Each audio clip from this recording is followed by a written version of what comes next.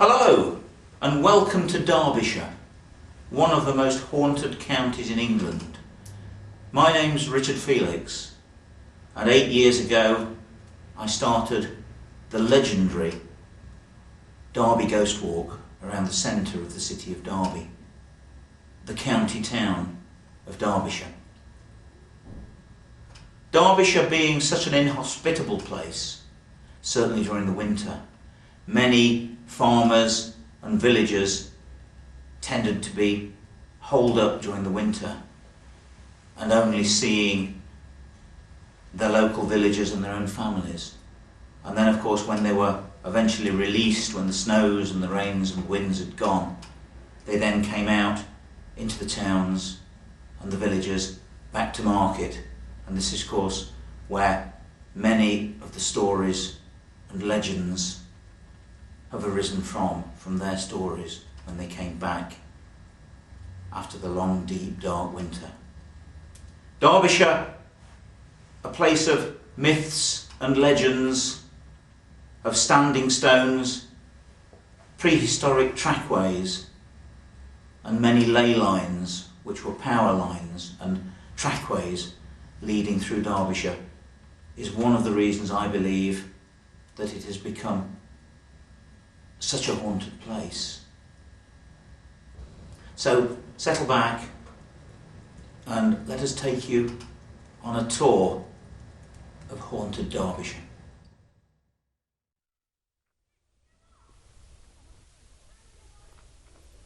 Here we are at Elvaston Castle, one of the many stately homes still preserved in Derbyshire. Although this place goes back to the time of the Vikings. It was called Elvaston. Someone called Elvald, a Viking, lived here many years ago, but now you can see the 1813 castle built on top of much earlier foundations. And if we go around the corner here, we can see the 16th century bit. Just look at the difference in the brickwork. This goes back to the 1600s, and there's a ghost of a lady been seen inside this Elizabethan part of the castle. She's seen through this window here, wearing white, and she's been seen moving from side to side, backwards and forwards, as if she's sitting in a rocking chair. Many people have seen her from outside here, and many of the staff that work in the castle have seen her on the inside. She's also been seen walking along this pathway which leads to the church and the churchyard. No one's quite sure whether she's actually a churchyard ghost or a castle ghost, because she's been seen in both locations and of course passing between. But let's go and have a look at the churchyard. These are the gates to the churchyard. This is the burial place of the Earls of Harrington.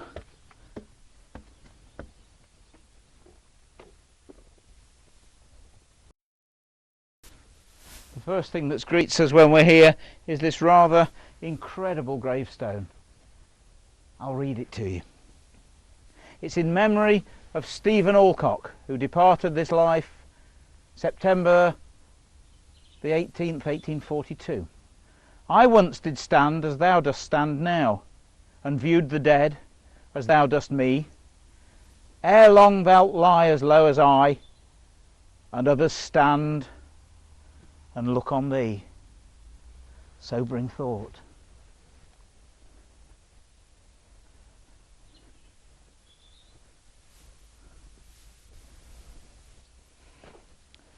We're now heading towards the mausoleum, the crypt, where all the Earls of Harrington and the Duchesses of Harrington are also buried over here. But there's a very interesting grave on the other side of the graveyard.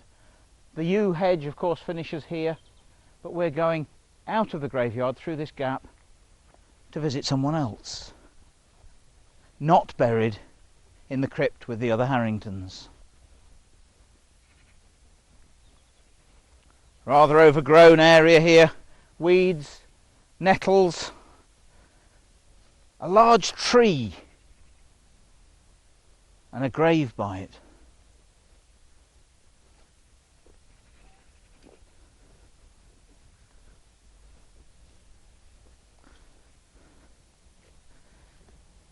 And this is the grave of Kathleen Emily, widow of Dudley Henry Eden, the 9th Earl of Harrington.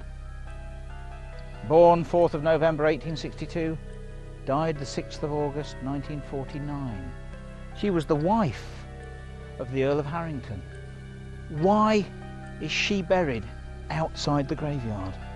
And not only buried outside the graveyard, but her grave's the wrong way round. She's facing the wrong way. No one really knows why she's out here, unless there was a family rift. Perhaps she divorced the Earl. We don't know. But there's a ghost in this graveyard of a lady, a white lady, that's been seen wandering around the graveyard. People have seen her at the dead of night, stopping and looking at different gravestones and shaking her head. Perhaps it's the ghost of Kathleen Emily that isn't resting because she's not buried in the graveyard, or she's not with her husband just over the wall here where the mound is, in the Harrington's family crypt. No one knows. And next to the grave of Kathleen Emily we have the Happy Huntsman's tree. The Earl of Harrington was a famous fox hunter, and he was killed in a hunting accident in February 1917. And his hounds weren't brought out again for ages. But he left in his will a statement saying that on Boxing Day every year his hounds should hunt. The hounds were let out of the stables here at Elvaston, but they couldn't get them to go anywhere. They were ran round and round in a circle around this area and gathered under this tree. And they couldn't get them to come away from this tree. And they say that the ghost of the Earl of Harrington haunts this area around the tree. But of course you must remember that this tree is in very close proximity to the mausoleum where the Earl's buried.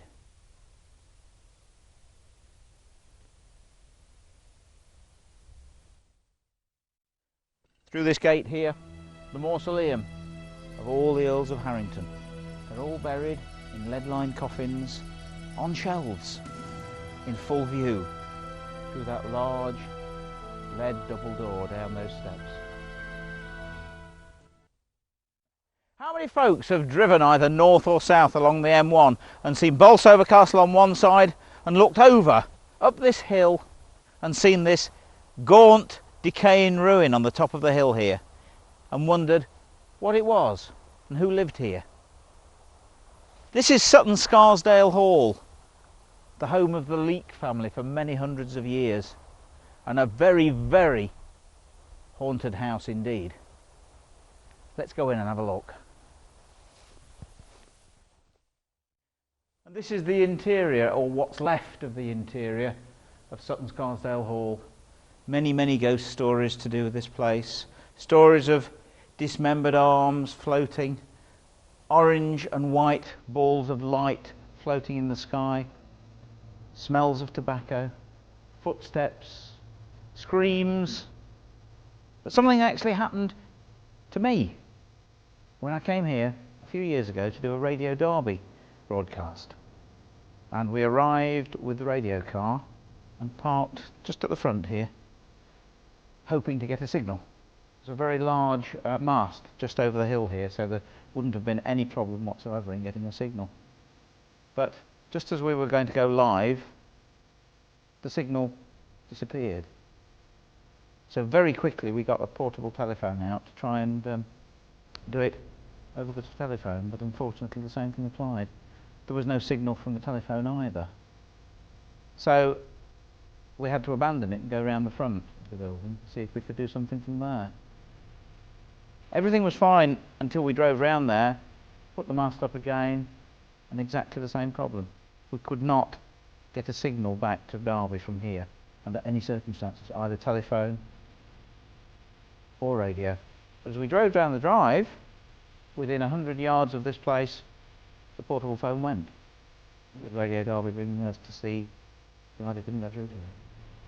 We've absolutely no problems, but for some strange reason, no signals can be sent out from this place.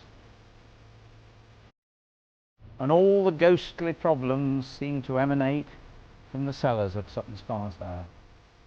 This is the way down. It's locked, but we won't let that deter us, will we?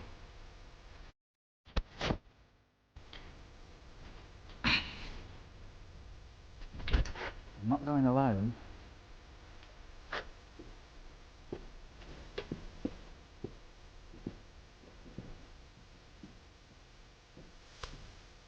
Here we are in the bowels, the depths of Sutton Scarsdale Hall. I haven't even got a torch with me, and I'm not going to go too far because I don't know where these tunnels go to, and I don't want to disappear. But this is the problem place down here. This is where the smell of tobacco has been smelt by people from English heritage that have been working on renovating the building. This is where they've heard the footsteps down there in the inky blackness.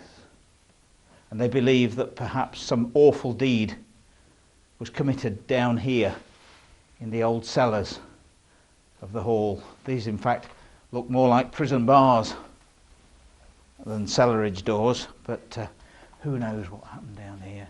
But I've stayed long enough. I'm getting out of here.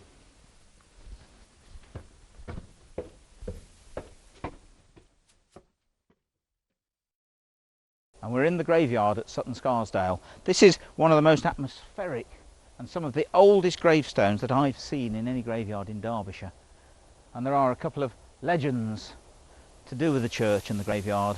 One of Sir Francis Leake, a royalist who was captured by Cromwell's soldiers and escaped to join the king. He was created First Lord Scarsdale. When the king was executed, Sir Francis had his own grave dug, and every Friday he dressed in sackcloth and laid in his open grave in commemoration of the king. Another legend to do with the Crusades and Sir Nicholas Leake. He, before leaving for the Crusades, took out his sword and split his wedding ring in half, giving half to his wife and keeping half. He was captured during the Crusades and spent many years in a dark, dank prison. One day, dreaming of home, he was transported through the air and landed in the porch here at the church. He went to the doors of his house and demanded to be let in, but of course he was in such a bad state they didn't recognise him. He then remembered that he'd still got the split ring. He took it out of his pocket and told them to give it to his wife. She put the two pieces together and realised that her beloved was home. And every year Sir Nicholas had bread baked for the poor people of this parish, distribute it to them with a large N for Sir Nicholas stamped on it. And the ghost of Sir Nicholas still haunts the porchway of this churchyard.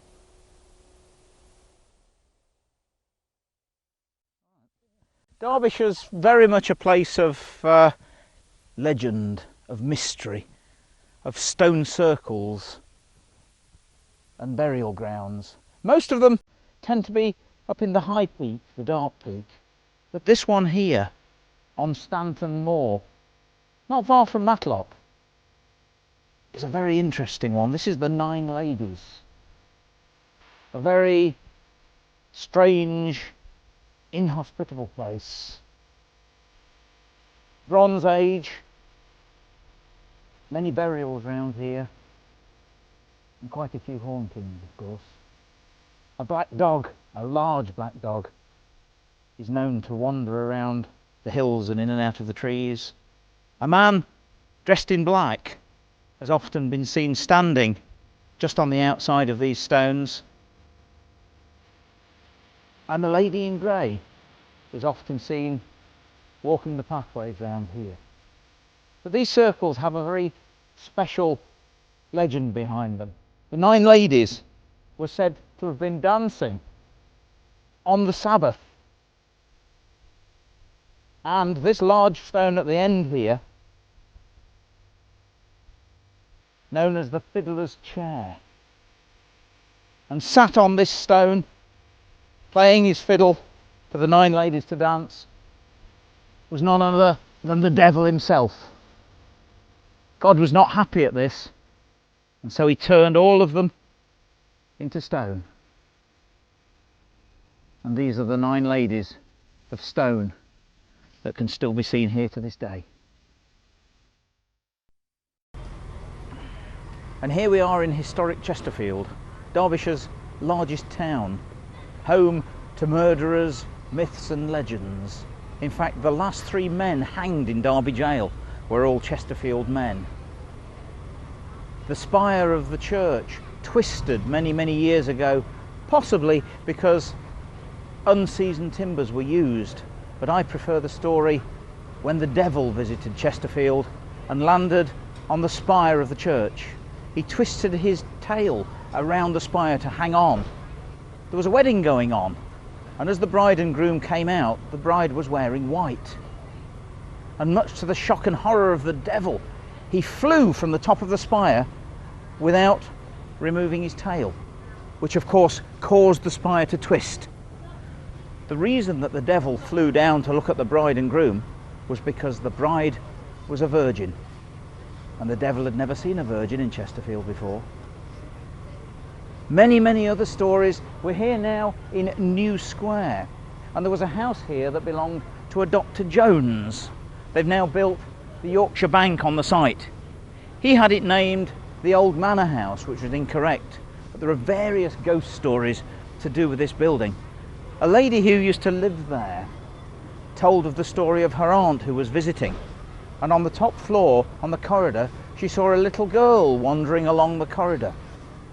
The lady was so surprised she wondered who the girl was, and she bent down to pick her up, to grab hold of her, and her hands and arms just passed through the apparition. The lady flew down the stairs without touching any of them. She didn't touch the stairs at all. Other stories to do with the same lady. Her grandmother had also seen the ghost of a man wandering around the dining room, but he was wearing chains, he was shackled, and she could hear the chains clanking. She was terrified, and she slammed the dining room door closed and locked it to wait for her husband coming home. But she heard the clanking of the chains coming through the door. She left the building and was sitting outside on the pavement here, waiting for her husband to come home. And another member of the family who also saw something so horrific and frightening that she dare not tell anyone of it. But she solved the problem herself with her own form of exorcism. She threw the Holy Bible at the ghost, and the ghost was never seen again.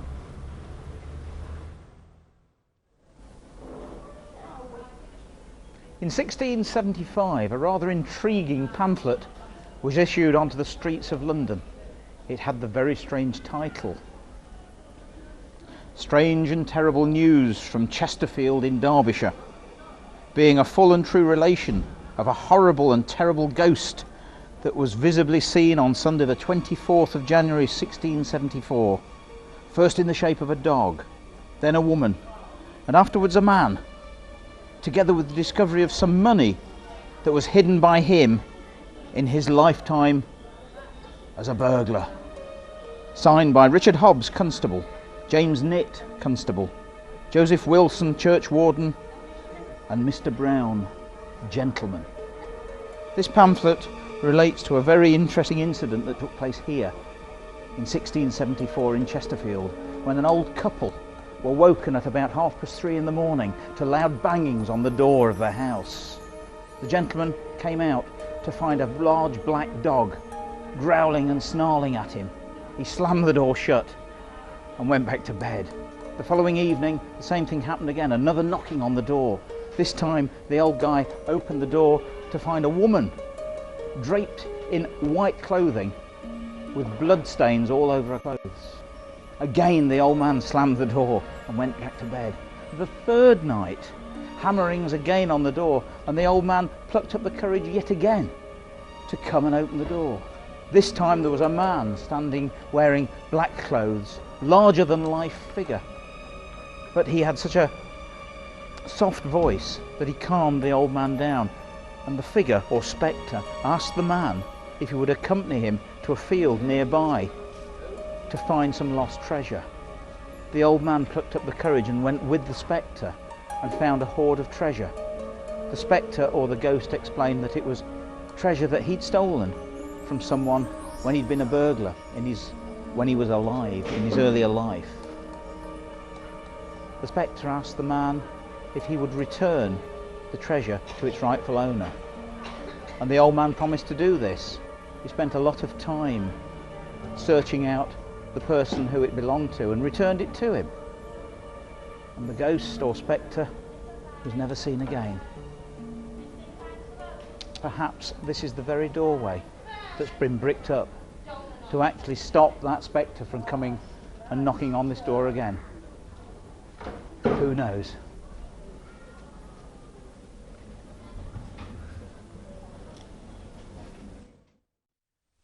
A colour photograph taken here in the 14th century church of St Werburgh's by Miss Jenny Nichols shows a blue shadowy figure, the figure of a ghost, standing just about here where I am. But when she was taking the photograph, there was nobody there. And that photograph is, in my opinion, one of the few photographs that appear to be genuine.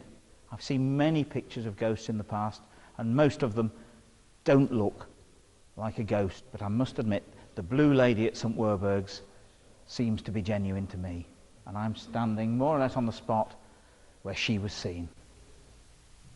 And the Blue Lady here at St Werburgh's is reputed to be Elizabeth Gilbert, wife of Henry Gilbert, Squire of Lochow Park. Her stepmother was Shakespeare's granddaughter. This is the monument to that great lady, Elizabeth Gilbert, the Blue Lady of St Werburgh's. When we started to research the Blue Lady of St Werburgh's, all we'd got was a rather old and faded newspaper clipping from the Derby Evening Telegraph of 1989. But since then, we've managed to locate the original slide taken by Miss Gwen Nichols in 1976. Now, I've seen lots of photographs of alleged ghosts, and most of them, in my opinion, are not genuine. This one, I'm not so sure about. But we've got with us Steve, who's the photographer for Past in Pictures videos, and Steve has done a lot of work in the past on restoration of photographs for various heritage centres, including Alfreton, Derby, Ripley and many others. Steve, what do you think? Well, Richard, basically we've got two things here. We've got the original piece of celluloid film, which is amazing, say it's back from 1976. What I've done is actually scan this into the computer, and there she is, the Blue Lady. Yeah. Now, if we zoom in on her, we can magnify her quite a lot. Yeah. We can actually see down here an arm, Yep. a dress, and a head. Now, if we turn the saturation up, which basically means make all the colours come a lot brighter, we can see that she's see-through. Yeah. We can see like a hazy blue glow around her. Yeah. And in 1976, of course, there wasn't this computer technology around. It just did not exist. And basically it took away a lot of ways in which pictures could be faked or forged. Yeah, superimposed Well, things. if I zoom in onto the pixels at the edge of this glow, Yeah. all the pixels are the same shape, same size. This is not basically a fake. I can categorically state that. It is not a fake. Right. Now, also what we have is, because it's on film, we basically have evidence that it wasn't a paper photograph. Yeah. which had been cut out with a scalpel, stuck on, and done this way, you see. It is actually on celluloid, a slide film. Yeah. So, in my opinion, that this here, whatever this is on the film. It's there for all to see. Right. Well, there you have it. Possibly a genuine photograph of the Blue Lady of St Werburgh's Church.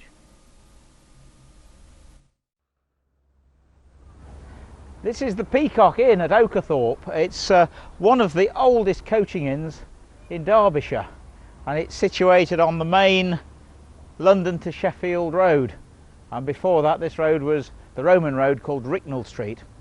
Legend has it that the ghost of Dick Turpin can be seen at the back of this building in a sunken stable where he used to stable his horse Black Bess. He's supposed to have stayed here on his famous ride from London to York. This building goes back to the time of the Domesday Book and was part of an old monastery that was round here, administered by what were known as the White Monks, and it was known as Ufton Barn. It's not that far from Wingfield Manor, a famous old hall where Mary Queen of Scots was imprisoned, and there is a tunnel underneath this building that leads all the way from here right through to Wingfield Manor, and it's supposed to be an escape route where Mary Queen of Scots tried to escape her captivity, but she didn't manage it. But the tunnel is the haunted part of this building, so let's go down and have a look. And this is it, we're now inside the Peacock, and this is the way down to the cellars and the tunnel. Mind your heads.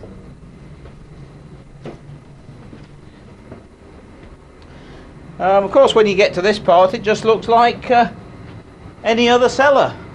Nice whitewashed until you turn the corner here. And you see the barrel vaulted part of what's a bit more sinister down here. And very, very dark. And now, feeling my way, literally, along this little barrel vaulted cellar and tunnel, which leads me through, and then on the right hand side here is the gap, and it takes you straight down through the inky blackness down into the old tunnel that leads all the way to Wingfield Manor. I might as well just take a trip down in the inky blackness and have a look. It's usually very wet down here, and I don't think I can get much farther. Ah, yes, I'm down. And that's me just about to disappear. I hope nothing comes up to see me, because this is where the white and I don't like this.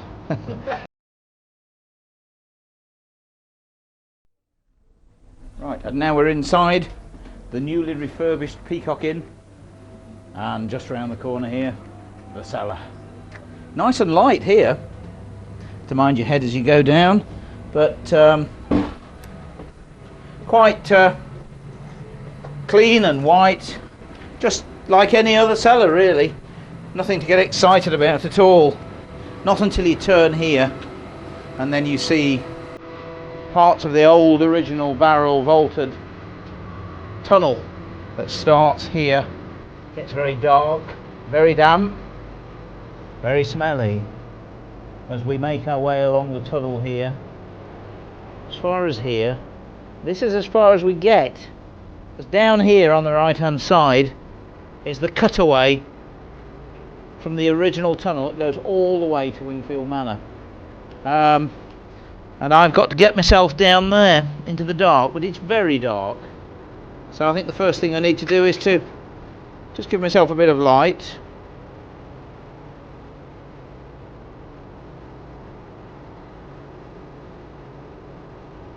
Not a lot, but it'll help.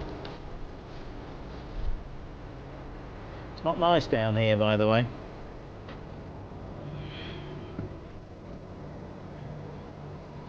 Not for the faint-hearted.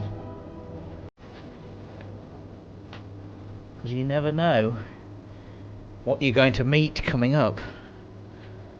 It also floods and you never know whether you're going to get your feet wet. It stretches on, and I'm going down, down ever deeper.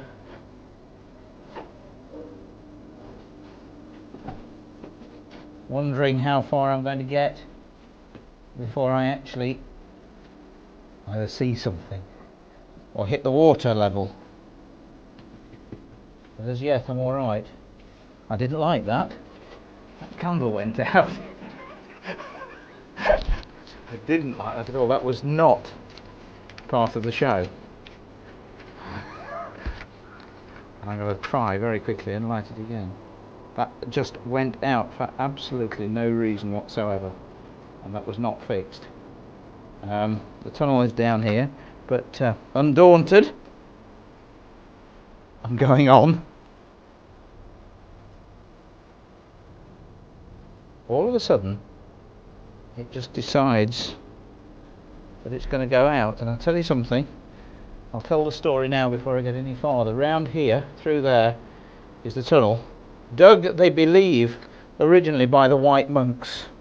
They think it could well have been as a coal mine, but a number of monks were killed during the digging, and a lot of the staff that come down here where the barrels are have seen a ghostly figure of a monk dressed in white with a hood but with no face, hovering above the ground, hovering towards them. And I'll be quite honest with you, there are very few members of the staff here that will actually venture down into these cellars alone.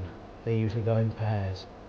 Other things have happened. Blasters blow up like laminated windscreens. And it's a long time since I've felt as nervous about anything as I am here, because as soon as I move the candle towards the start of the tunnel, it decides to go out. But it's gone, that's it, I'm out of here. I'm not going in there. And that's the end of it. Just look at this. Sitting here on the top of a hill in Amber Valley in Derbyshire, Wingfield Manor, one of the most haunted manor houses in Derbyshire. Haunted by royalty, plotters, traitors, monks, royalists, they're all here. This has got to be one of the gems in Derbyshire's crown. And we're now entering the ruined remains of Wingfield Manor. This was built by Ralph, Lord Cromwell, treasurer to Henry VI, and was one of the finest medieval mansions in England. Mary Queen of Scots was imprisoned here on 3 occasions: 1584, 1585, 1586. The ruins of her apartments are behind me here, and she was executed because of a man called Anthony Babington, who was plotting to murder Queen Elizabeth. He lived near here at Dethick, and he used to visit Mary by climbing over the walls and getting into her apartments. He used to dress as a gypsy, and he used to crush walnuts and use the juice to smear onto his hands and face to give him a dusky complexion. This huge old tree behind me is a walnut tree, and legend has it that it's grown from one of the walnuts dropped by Anthony Babington when he was visiting Mary Queen of Scots here in Derbyshire. Right, I think it's time for us to take a trip down into the Undercroft, the crypt, the haunted part of the castle.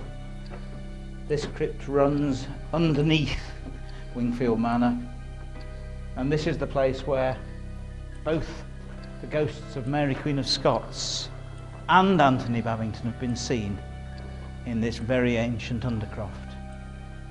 She was executed because of the plot of Babington. It was a horrendous execution. She came down the main staircase of Fotheringay Castle dressed in black, took off a black dress to reveal a scarlet or crimson petticoat, the sign of a martyr, a Catholic martyr. A handkerchief was tied around her eyes, and she knelt with her head on the block. The executioner took his first blow. It bit into the back of her head, She turned her head towards him, saying, "Sweet Jesus!" And he bade her to put her head back on the block. Then he took a second blow. Still the head wasn't severed, and he had to take his pocket knife and cut the last sinews of Mary's neck.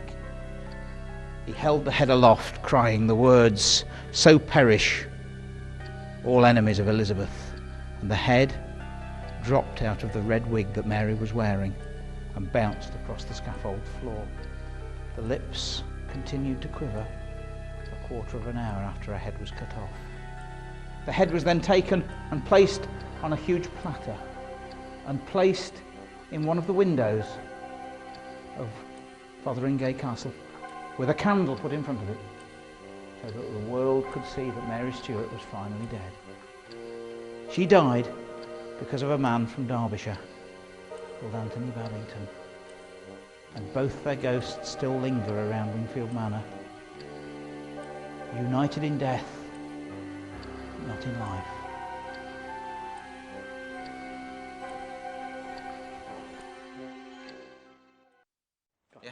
And this is Carnfield Hall. In my opinion, one of the most haunted houses in Derbyshire. And we're actually going in here. We're going to meet the owner of this property, James Cartland.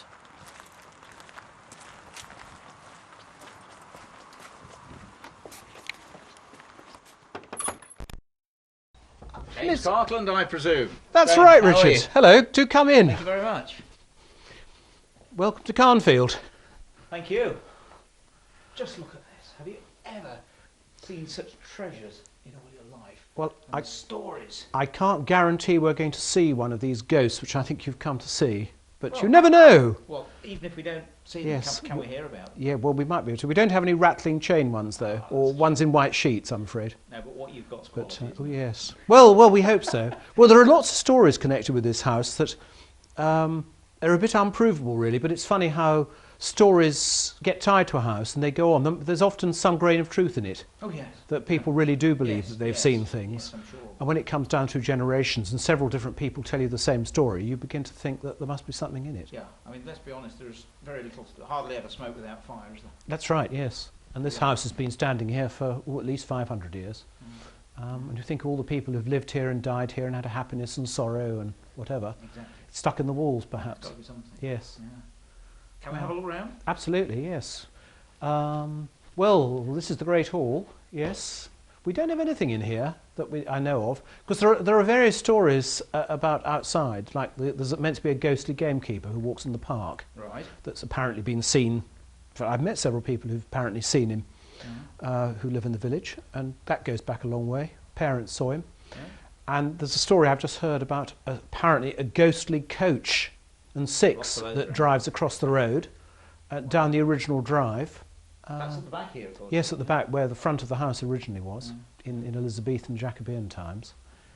And it's extraordinary, the stories. And then, of course, when we get to the other side, there's the story of the children who play on the lawn. Oh, yes. Yes, but we can look at that on the... Yes. Now, have you not had problems here with the staircase, with sounds and things here on the... Definitely, there has been something seen at the bottom of here, Yeah. but I can't say that I've ever actually seen anything No. here. I've heard things, and it's surprising the number of visitors I get who sense something without me saying anything. And I always wait. I don't draw people's attention to ghosts. They say to you, "Is this place haunted?" That's right, and then, which is a natural thing, I suppose. Yeah, and then what happens is that they say, "It's very cold here. Something's happened just here." And I think definitely I've heard footsteps up here, Really? and there's no doubt about that at all. But I mean, how long has this staircase been here? 1627 it was put here. Well, So think of all the Derbyshire people who've walked up these stairs, yeah. and all those ancient people in their farthingales and tricorn hats. And some of them still doing it, probably. Maybe.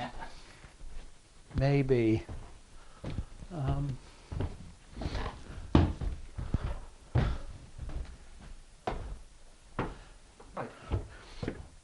Well, do come into the great parlour. Right. Now, this would have been, of course, there would have been no floor here. That's right, When yes. Where we were downstairs. Went Straight right up to the roof, that's right, with a, Yeah. fire in the middle and rooks flying about and lots of smoke. Jolly unpleasant, I should can think. imagine. But I bet they had a few good times here. I bet they did. Then in the late 16th century, it was the fashion to fill these in and to have an upstairs chamber. And this would have been the sort of entertaining room and the room they lived in, really. You know, Elizabethan and Jacobean time. So you can imagine the revels who lived here. Yeah. You know, the revel ladies would sat in here and done their needlework and sewed. Well, we know they sewed hangings for the rooms because I've got lists of the beautiful hangings that were in inventories. Really? All, you know, bedspreads and curtains and embroidered hangings. And parties would have taken place That's right, yes. in here. And of course, this is the room in which we, a few years ago, I had some ghost hunting people, rather well-known ones, Yes. and completely authentic ones, and they set some machinery up in here, and we got some harpsichord music being played, very distantly, very faint, but you could tell what it was. And a friend of mine listened to it a few months later and said, "Oh, that's an organ harpsichord." And I said, "What on earth's that?" And he said, "Well, that's a very rare instrument. You know, it'd be like a Rolls Royce compared to a Ford Fiesta," which, apologies to those who have a Ford Fiesta, but that's the sort of equivalent. And I thought no more of it until just soon after that. I was looking at an inventory in 1727, and guess what stood in the dining room here? An organ harpsichord, which was the most expensive instrument and was a wedding present in 1666 from Sir Nicholas Wilmot to his daughter, who married Francis Revel. That would be the Wilmots of Chesterfield? Osmaston. That's right. And you heard their harpsichord? yes, They apparently. heard. Well, it was very faint, Yeah. but then we discovered, you see, I had discovered it was in the dining room. Right. It So, would have been very faint coming from downstairs. yes, well, it suddenly struck me that that would be the way to do it. So I played some harpsichord music in the dining room on a recorder. Yeah. We shut the doors until we got it just right, and you could hear it in just the same way. Absolutely extraordinary. And so my guess is that that's exactly what happened. Yeah. But I don't know. Amazing.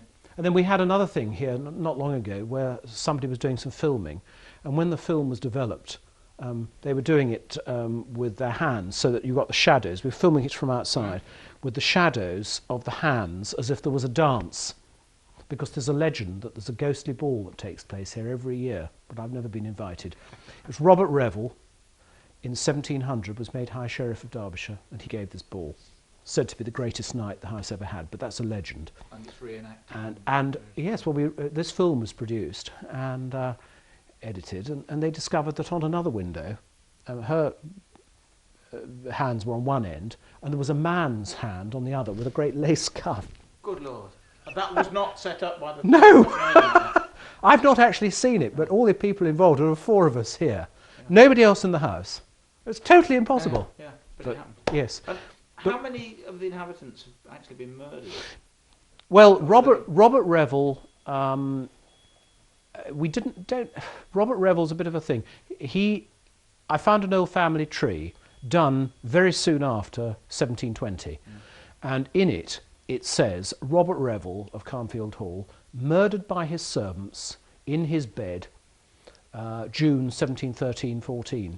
Now, there are lots of other notes on this family tree, all sorts of odd bits of information, and I've checked all the others up and they're all correct. Right. So there's a very good chance that this is correct too, but all his papers have disappeared, and it's a story that nobody knows anything about. But if he was murdered, he's the one, we've got his portrait in the hall, he's the one who turned the house round the other way round. Yeah. And I'm pretty sure that was his bedroom. It's at the front of the house. This is the actual bedroom? Yes. Where the murder Well, could have that's taken my place. guess, because when I first came here... Can we go and have a look? Yes, absolutely. When I first came here, the furniture used to be hurled around in here. You'd hear it happening underneath. So bad was it that the room was eventually blessed. Nothing would ever happen. You'd come up here, it was like somebody hurling a wardrobe across But the room. you heard it downstairs? Oh yes, Downstairs. loads of times. Not every night and not once a week. You know, it would happen, twice in a month and nothing for 6 months. Yeah. And finally the room got blessed and nothing's happened since. But I had a psychic society here not very long ago, 2 or 3 years ago, and 3 of the ladies came in here not knowing anything about the house at all. And they all came out clutching their chests, saying, somebody's been suffocated in there. Now, if you were going to murder somebody, a nice clean way to do it Creeping into would the be bedroom, 2 servants did it. Take a big bolster, like the one on the end. like the one on the end of the bed. I mean, I reckon if you stabbed somebody or shot them, it's so messy. Yes, indeed. and you know, and they stole his money. You see, Yeah. it was a robbery. Could this have been the bed? Not the actual bed, no. Yeah. But certainly in the room. But one can read all sorts of things into this. But I think that's probably Pushing it a bit. yeah, pushing a bit. But But this is the room where you. well, I would think so. Yes. Amazing. And there's a closet off it, you see, for his dressing room. Yeah. But yes. Fantastic. Onwards and upwards.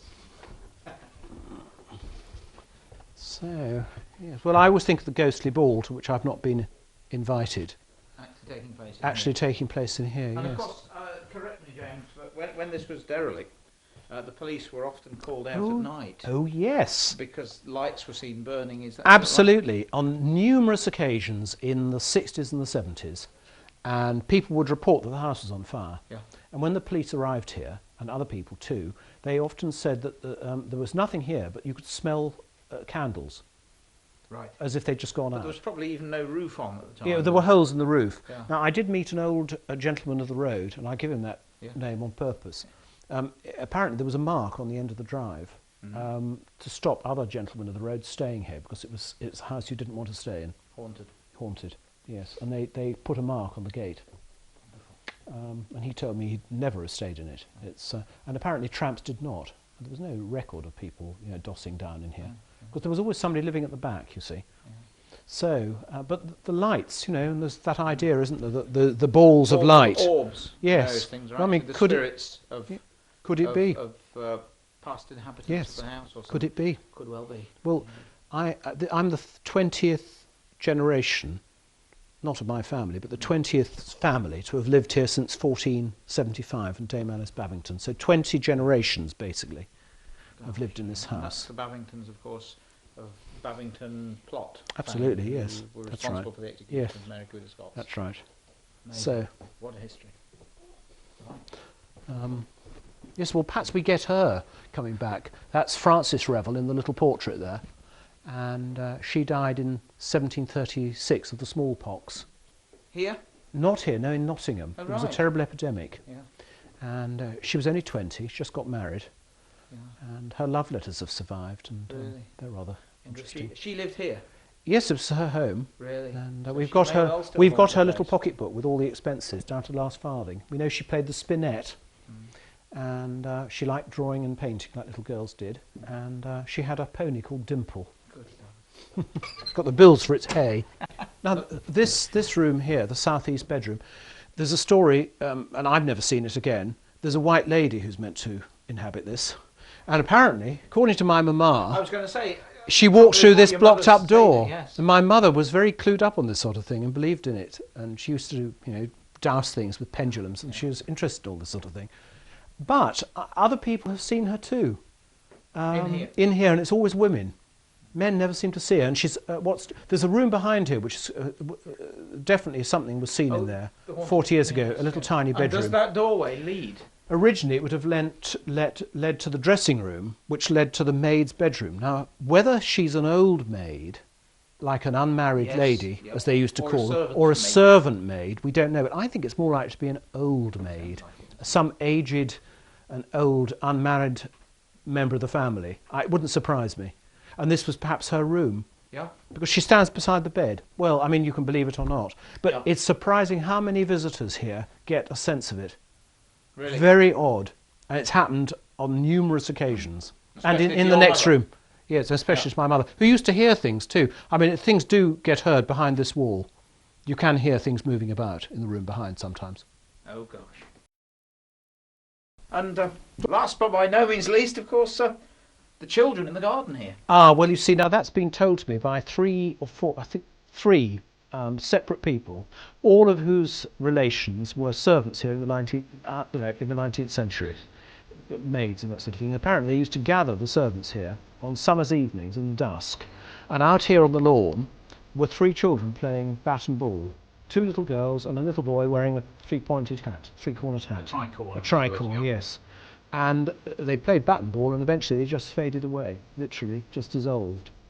Now, I'm pretty sure that's Tristram Revel and his two sisters, who were the illegitimate children of the Reverend Francis Revel. It's the right date. They couldn't legitimately inherit the house, but in fact Tristram did in the end.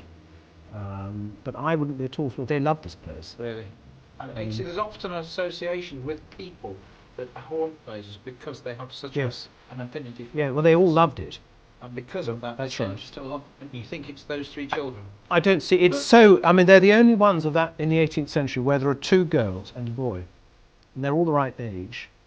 But I mean, I've never seen it. No. And I've never had any, but... There's even a Revel name on the... Oh, well, that was found in, yes, Robert Revel of Carnfield. Yeah. Yes. And written, he died in 1729. Really? And he's written it on the window pane. That's amazing. What a fitting way. And he was the uncle of the children. Really? So what a fitting way to end a trip to Carnfield Hall. It's odd, isn't it? James, thank you very much. That's a pleasure. Anyway, I haven't been frightened too much.